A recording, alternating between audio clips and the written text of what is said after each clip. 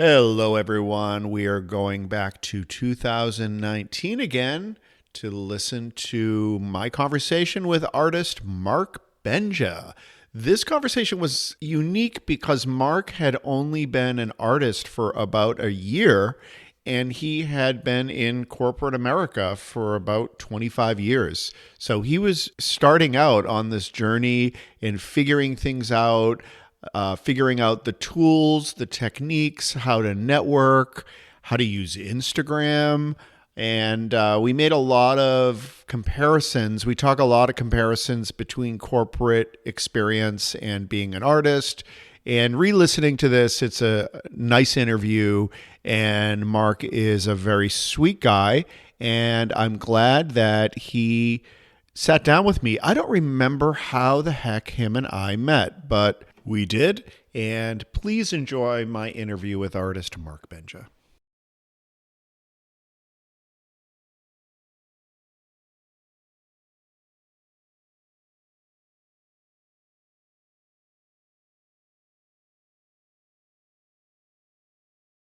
One year ago, Marc Benja quit the corporate world after 25 years and started in his new world of being a full-time artist. I enjoyed getting to know him better, and I really appreciate his honesty and positive outlook on things. So you've been full-time as an artist for about a year now. Is that accurate? I decided, yes, in December of 2018, I was going to be an artist, period. Okay. And that is something that, in addition to being a creative endeavor, is also an entrepreneurial endeavor. And I know that your background didn't necessarily prepare you for everything that has to do with being an entrepreneur. Can you tell me about making that transition? Obviously, you are still making that transition because you don't transition to that within a year. So forgetting about the creative aspects of it, yes. Can you just tell me about the experience of everything else associated with being an artist? It's my new phrase is it's literally it's like a 24/7 hustle. I mean, it is just. I was a little bit dazed by the way that I almost got pushed into it. I mean, it was my decision to push myself into the creative endeavor. But it was basically a kick in the rear that made me pursue it. And in terms of, the whole, I mean, it's marketing, it's networking, I basically decided that Instagram, even though I had very little experience with it, was going to sort of be my means of getting out there. And how did you learn how to use Instagram? So I had been taking pictures of my partner, like on and off, like I probably have 100 shots in there or something, on a separate account. So my only real knowledge of it was just this very casual taking pictures, of my partner, and but I know you have a lot of I know you have a lot of followers. That was right. That was my first account. But then so then when I decided I'm doing this art thing, that's when I started the whole art account. So basically, I said to myself, you hear rumors about, Instagram's algorithm and how you got to beat it and how you, get people to follow you and, how you get exposure. I mean, because that's how I see it as a means to a lot of things. I see it as a means to get my work out there. I see it as a means to connect with people, all that stuff. But I give a lot of support on Instagram. What does that mean? When I actually use it, I think the whole point of Instagram, you think about it, is if everybody just wanted to post their own photos and didn't want to look at everything that's going on of people that they're following, of people that they might be interested in, then what's the point? You know what I mean? Are you liking a lot of things? I see. I follow probably 2,500 people or so. So I see a lot that I like. I I comment on posts that I feel, are deserving of a comment from me for whatever reason. Typically, favorable. So I'll share you people's. engage. Oh yeah, exactly. Okay. Now, how did you know to Yes, do yes. that? Did someone tell you that? It's been about a year. I don't know. I don't know if anyone specifically told me to do that. I think I just started doing that, and maybe the fact that I was getting a favorable sort of response from Instagram, I just kept going with it. And I think the more you do it, the more you use it, the more it likes you, and I guess your algorithm is, your head, the algorithm is happy with you, I guess is what happens. Yeah. So the hustle, was that an adjustment to be doing a 24/7 hustle? There are people that have a 24/7 hustle personality, and they go through life like that.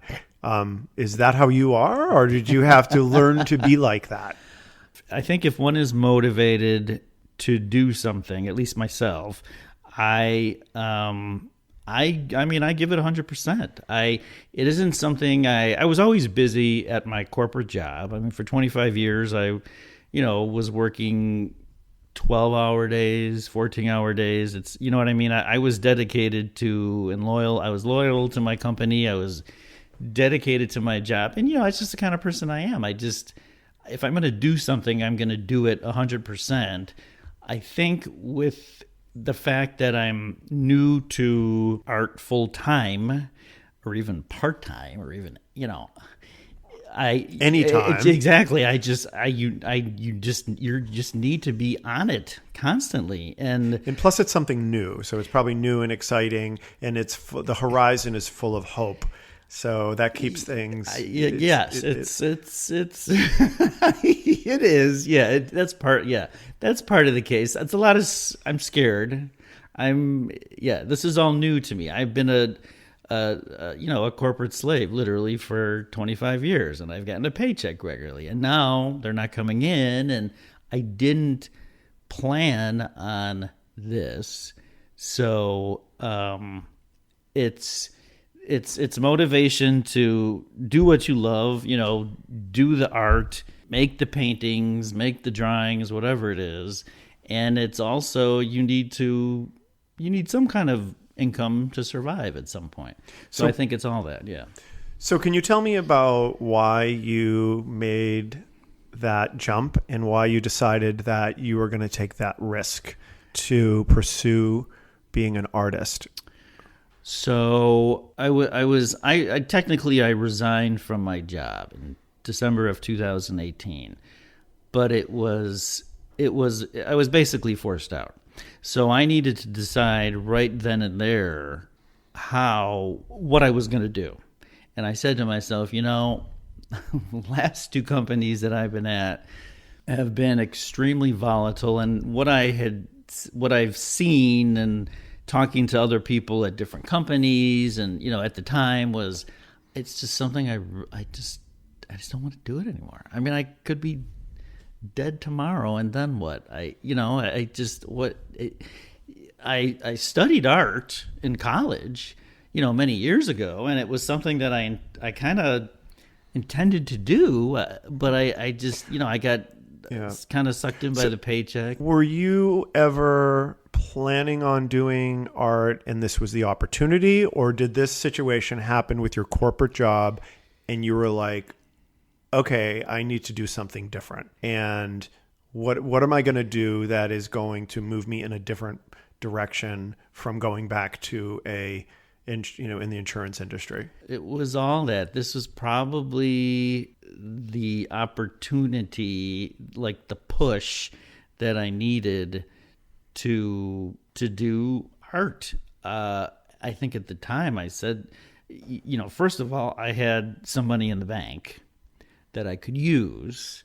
So that's something to consider. If you've got a mortgage to pay or rent or whatever the case may be, it's something I can't just drop everything necessarily, although I could, and I thought about it. In fact, I even considered just losing my condo. But, realistically, I mean, I did have some cash in the bank, and I still got some I can use. So that coupled with this push, I just felt like this is it. I'm just doing it. I don't care what happens. I'm just going to do it. Was it a little bit of I'm not going to overanalyze it. I'm just going to do it? Yes. I did not really overanalyze it that much. Yes. Yeah. To answer your question. Yeah. Actually, I really didn't. I just said, that's it. And I said to my partner, I said, hey, we hadn't even been dating that long, for maybe 5 months or something like that. And I said, I kind of expected him to dump me. And instead I said, if I pursue art, are you okay with that? And he was like, sure. So I'm like, great.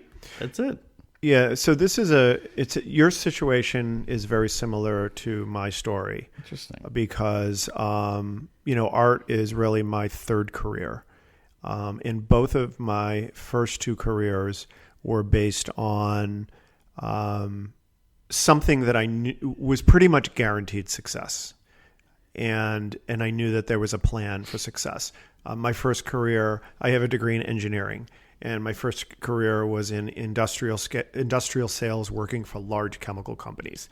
I mean, it's like you have the support of an entire global industry to be successful, and there was a career path. My second career was in internet technology. I mean, so there's all kinds of, it's a huge industry. There's all kinds of success stories. I had all sorts of people that I could look at and saying, okay, this is a solid plan. Third time, now I'm doing art. I realized that if I'm going to have to draft a plan for success, I'm not going to do it because I just can't. You can't do it with being an artist. So what I had to gauge my success metrics in other ways, which I'm still working on.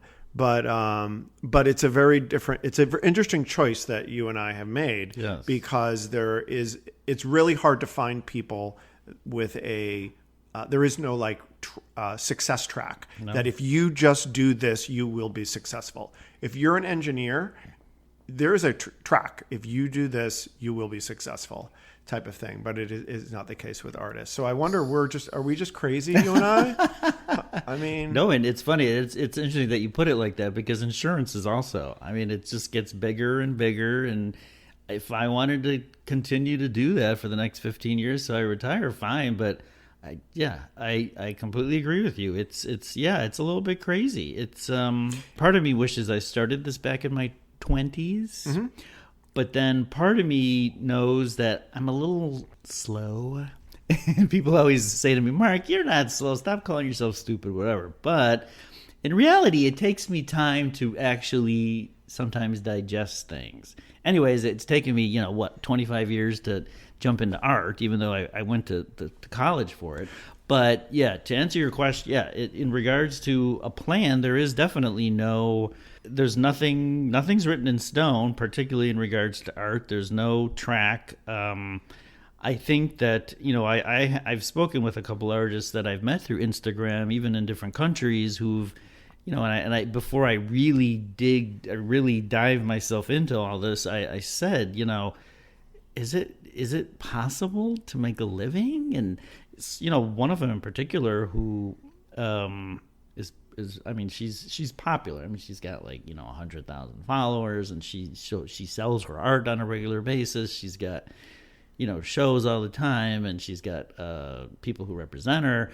She said there's absolutely, there's more opportunities now, but there's still no, like with the internet and everything, but there's still there's no track. Yeah, no, I definitely think there absolutely is. You can be successful, without a doubt. But I think that there is no track, like we talked about. Yes. A friend of mine who I went to high school with, she subsequently moved to New York, and she opened up her own firm for graphic design and production design. And she stopped doing that, and she ended up working for corporate America. She came back here for whatever reason. And I said to her recently, I said, she knew I was becoming an artist and doing it full time. And I asked her, well, how come you don't, continue to do this? And she said, she's lazy. I mean, it kind of goes in line with, it's not saying that people are lazy because she's not lazy, but the corporate America has got, like you said, it's got this track, and with a lot of different jobs, you can just go through the paces, and if you do, you work hard, you'll keep moving up ideally and get promoted and get raises. And with art, it's not. So let's talk about your art. I know you're an abstract artist. I am not. So I want to know a little bit more about when you sit down in front of the canvas. Can you tell me about that process? I know that's a really big question. It's all right. That's fine. To me, when I see a blank canvas, it's very exciting to me because it's a start of something completely new. It's there's just so much potential. I mean, you got this blank canvas, and starting physically, what I do to start is, if I've got no particular inspiration in mind, if depending on my what I'm thinking at the time about this particular canvas, I can just start making marks. I mean, I'm not afraid to just start with something, whether it be pencil or even start with just paint, like maybe acrylics I'll start out with or something like that, and let it dry or a wash and see where it takes me. That's, part of, so this, I think you pointed out, I've been doing this full time for 1 year. So I feel like artists should always be evolving and clarifying and perfecting their voice, or what I mean, finding their I feel like I'm really fresh and still finding my artistic voice, my creative voice still. Sure. So there's still a lot of experimenting I'm still doing. Okay. And how do you feel about that? I mean, when you are spending your time experimenting, do you feel like that is wasted time? Do you feel like you're investing time? Are you feeling a sense of pressure to get beyond the experimenting and to start producing something that is not experimenting? I feel like, I mean, painting is so, even if you've got a piece of representational art that I've worked on, I mean, you always kind of question, is it finished or is it not finished? Is there something I can do to fix it, improve it?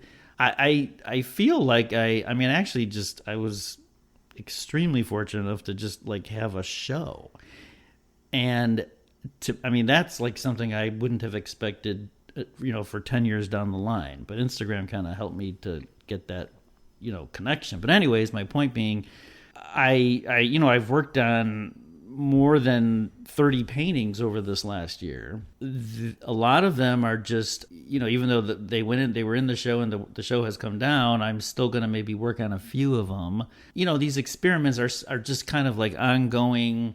A lot of these are like, partly, I think some of them are sort of like almost like an ultra sketch. Like I part of me felt like I needed to speed myself along a little bit. Do you have a vision for what Marc as a successful artist would look like? A success to me, at least initially, would be to be able to, for example, sell one painting per month that I could pay my bills and pay my mortgage. That would be like my realistic view of my first real milestone. Okay. So, I mean, moving forward, you would be happy with that. It's important. Yeah. I mean, that would be. So you're not looking to be, the next American great artist. Of course that would be great, but you are looking, and the reason why I asked this question is I'm trying to figure out, because you walked away from something, and you are looking for something else. So there was a trade-off. So I'm trying to figure out what the trade-off was, because you walked away from a consistent paycheck. Yeah. And so what is it you think you're going to get? Well, right now I've got a certain degree of freedom in terms of time and how I spend my time, what I do with my time. I think I obviously I want to be able to show my work. I don't feel like I need to be the next Rothko, Hockney, whatever it is. I mean, it would be fantastic if that was the case, but I think really realistically, I don't have an endless, supply of money sitting around, and therefore, I'd really like to be able to just have some, regular collectors, some people who are interested in, purchasing my artwork, or, if I can figure out something, I mean, there's lots of different options, figure out something to at least, have something that's a little more consistent than what I have now, if that makes sense. Okay. I think the financial is, unfortunately, it's important, but again, I'm not independently wealthy. I'm just, So, I mean, that is an important aspect of it. And the other, I think for me, to be able to really, another important thing to me that I think about it would be to really clarify my artistic voice. So it's those two things. It's that creative part, and then it's that financial part. Okay. So what would you say to people that are thinking about making a change into doing something different? There's probably a lot of people that are listening to this that are in a situation similar to what you were in, where there's a fork in the road and they can either go with what they know is going to be what they already know, and they know the good and the bad of that. But then there's also another pathway that they can take where it is more risky and it's unknown. What would you tell people that are at that point? I think that while art is an extremely difficult career to pursue, there are hundreds and thousands of people that do it and are successful at it. And that alone should tell anybody, look at what you want to do, whether it be art or anything else, and say, if you know one person that's done it successfully, or if you can find one person, then it's not impossible. And anybody, I'd say, I don't know why later in my life I feel this way, but just I think that anything is possible if you can save up enough money to say last yourself a year or something like that. If you can do it, realistically, I would try and pursue that as much as you can. That's my recommendation. Is anybody can do it. In fact, what amazed me when I went on my second round of college was, which was about 10, 12, 15 years ago, I met an artist who was my art teacher, and she was not a famous artist like ones you see in magazines, on TV or whatever that everyone's heard of, like Picasso, but she was making a living with her art. And I guess I didn't really ever think something like that was possible, but really anything is possible. I think if you're willing, if you're optimistic and you think positively in that you're gonna do it, you're gonna do it. I support that. I mean, I just think you have to have that mindset too. You're going to have real bad days and you're going to think, the worst things, but you just need to keep going. You just need to do it. You just know that at the end here, something's going to happen. It's going to happen slowly, and I don't have any expectations on the day to day. I don't have expectations about people and what they say they're going to do for me and this and that. I'm doing it myself, for myself. It's going to happen. Yeah. And I think there's something to be said for, all of the standard things that you always hear about hard work, persistence, Yes. When you fail, getting back up and, just keep moving. Yes. and staying focused. I think there's something to be said for that. 100%. Persistence is so much more important than talent. If you want to succeed as an artist, as you know, with to make a living at it, I should say, it's important to be persistent. Even if you don't want to make a living, you still need to be persistent about it, and something will happen. Persistence is the key. Yeah, you're absolutely right. How do you think being persistent? Do you think that's something that you are inherently, or is that something that you have developed? Can you tell me about that? Because I think it all comes from the mind. I think that your mind is the start of everything. How you view the world, how you view your relationship with the world, how you view your relationship with other people, and the way your mind and the way you think is how you're going to be persistent. Because if you have a mindset that I will never be successful, why are you going to be persistent? But if you have a mindset that if I keep going, I will eventually be successful, that mindset is going to enable persistence. I agree. And I think it's the mind. I've recently realized this. I think is the root of all of these good habits that lead to success in whatever you do. I entirely agree with you. I mean, you definitely need that mindset first, and then you need to put it into action. I mean, you need to do it. You need to just keep going at it. Yes, I believe. Yeah, what you said, I agree with. Yes, it is a mindset. Have you heard of I think this is on topic, the 5-second rule? Mm-mm. So there's a 3-second rule where you drop food on the floor, and if you pick it up within 3 seconds, it's still safe to eat. The 5-second rule is what I read, and I've heard it more than once since that time, the initial time I saw it. If you are inspired, all of a sudden you're sitting on the couch when you come home from work, and you say to yourself, God, I really need to paint. You should do it. You need to do it within 5 seconds. Yeah. Otherwise, if you don't, your mind will convince you not to do it, and you have only 5 seconds to do it. So that's sort of in line with, on a more specific scale, on a day-to-day, but I agree with you. I think that you definitely need that mindset of you're just going to do it. And it helps when you've decided that you are never going to get that paycheck again that came from what you've done for the last 25 years. You're put into a precarious situation if it involves financial as well. But I think that, if you want to really do something, you just got to do it. You just got to do it.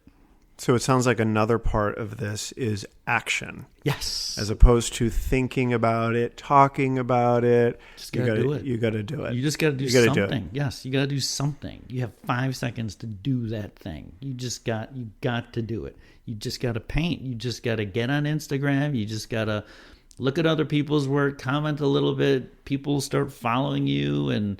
But there are so many people out there that are thinking all sorts of things, and they talk about all sorts of things, and they represent all of these big ideas that they have for themselves, but they don't do anything. They just talk about it, or they do very little, and they don't get the results. And a lot of these people are very talented in what I'm not just talking about art. I'm talking about in all areas of life. People that are very skilled and talented, but they are not putting in the actual the work or the effort or the persistence. Yes. And they just talk about it.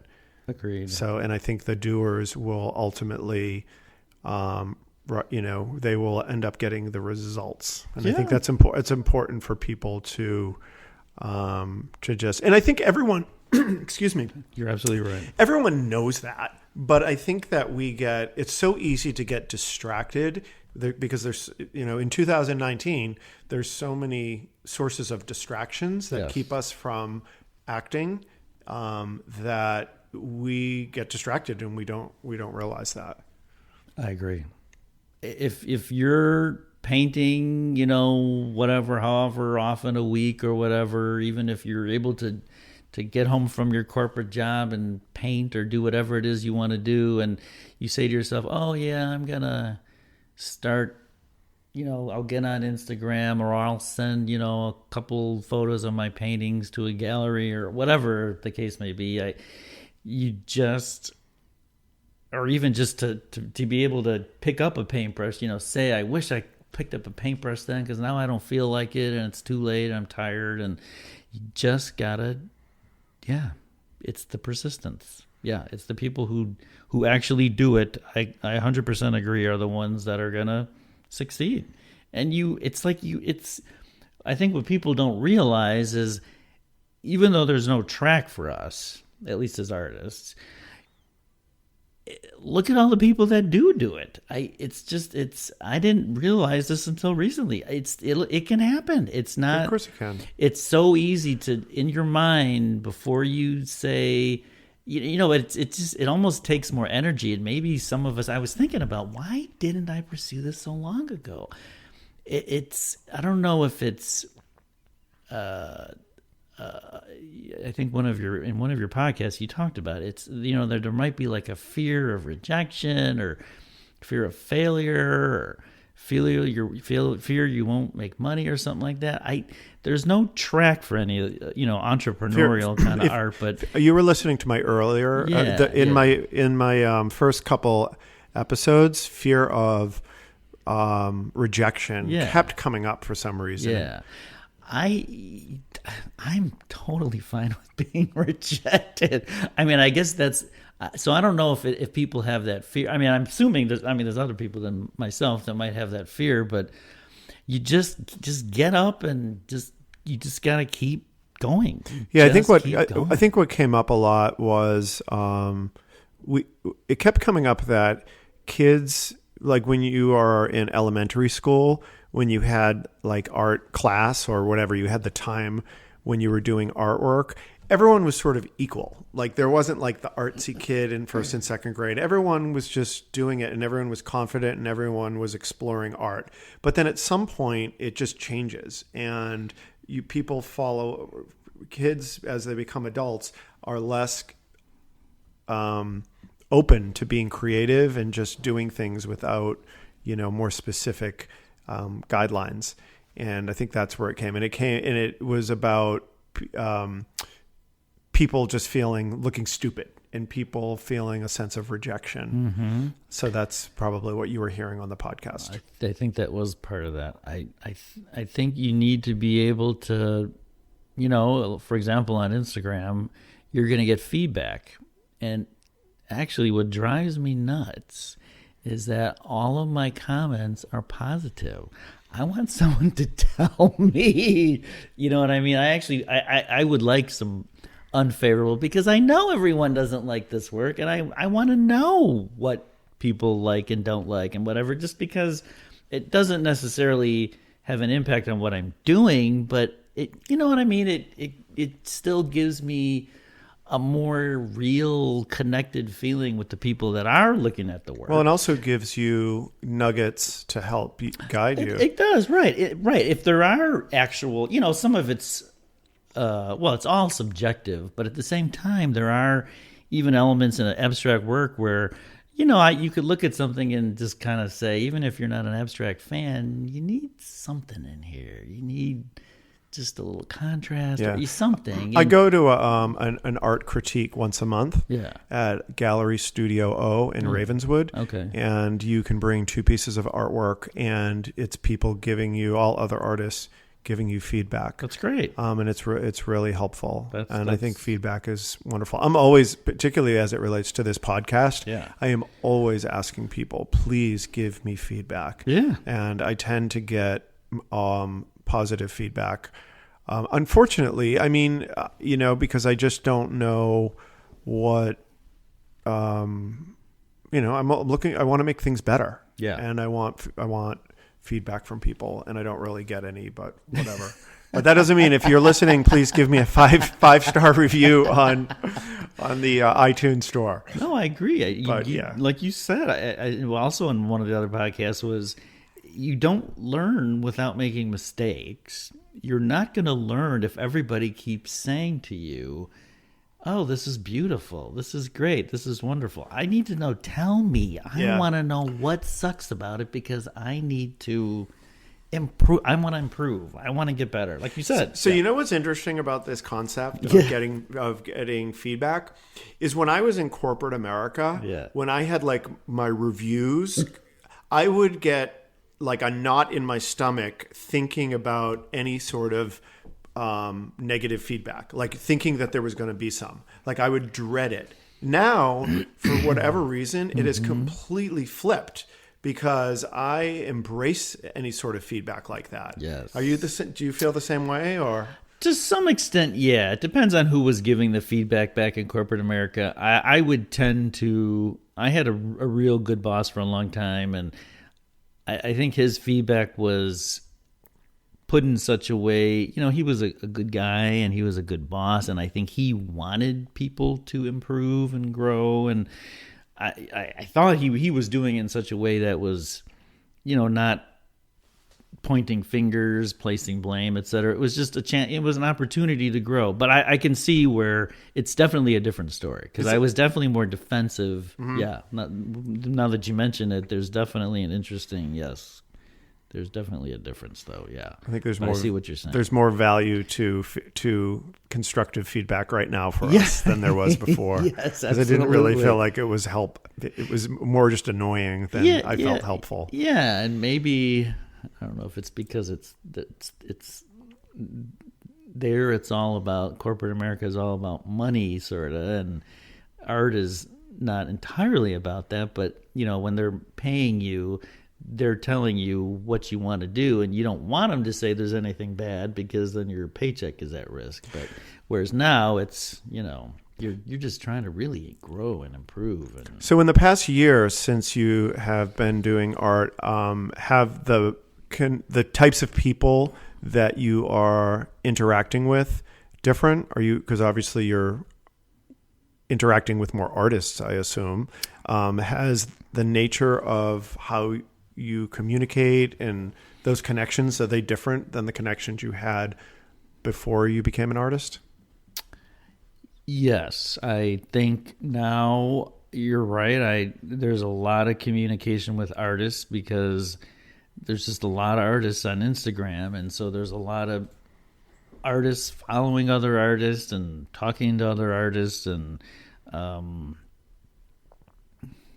I think that, now the conversations are about art, our own respective art. There's conversations about, hey, what would you do in this situation? For example, I applied for a fellowship, which is art related, a printmaking fellowship, and I was accepted. And then I also got, at like the same time, someone approached me about this little show, and I'm like, wow, there's kind of a lot going on here. So I reached out to this artist friend of mine who I met on Instagram, who's in London, and he's had shows, and his work's been in, at least one book that I'm aware of, and et cetera. So he's a mid-career artist. He's been doing it for over 20 years. So I've had a lot of questions for him over the course of the last year, and he's been real helpful about just providing advice on my art, on dealing with the gallery owner, on dealing with all different kinds of things. I mean, it's great. I mean, people are so, for the most part, I think people have got, I think they've got your best interests in mind, and at least I hope so. And and I love to help people. So anything that I've learned, I've been, any kind of knowledge that I've learned over in the last year, I mean, I'm happy to share with people. I try to tell people about stuff all the time. In fact, I just met with an artist yesterday and talked to her about Instagram because she had helped me with something, and so I said, if you need anything, just let me know. And she said, yeah, I need to get on Instagram, and I need you to come over and help me. So I was happy to spend a couple hours with her. And so it's a nice, it's great to see artists network. And there was good times, fun times back in corporate America, but nobody had any kind of interest in art at all. So, that was one thing that just completely lacked. Great people that I worked with and everything, just that part of it was not there. Sure. If that makes sense. So if people want to learn more about your artwork or see your artwork, where can they find that? They could find it on, I have a website now, so it's actually marcbenja.com. And spell that? MarcBenja.com. Or if you look me up on Instagram, I've got a page there too. Okay. Great. Well, thank you. Thank you very much. Thank you for coming to my home. So we are actually recording this in my dining room because the studio that I normally record in is closed for the month of January. So except on the weekends. That's all right. I was very nervous that my cat, I have a very vocal Siamese cat. No. So I was nervous that he was going to come out and make himself known and try to get attention. And so I don't know, maybe I'm a little disappointed that didn't happen. But thank you for coming. I appreciate it. I appreciate you having me. Thank you very much. You're very welcome. My name is Ricky McGuckran, and you have been listening to Eager to Know, the podcast. If you haven't already, please go to Apple Podcasts and subscribe, rate, and review this podcast. Join me next week for another Eager to Know podcast.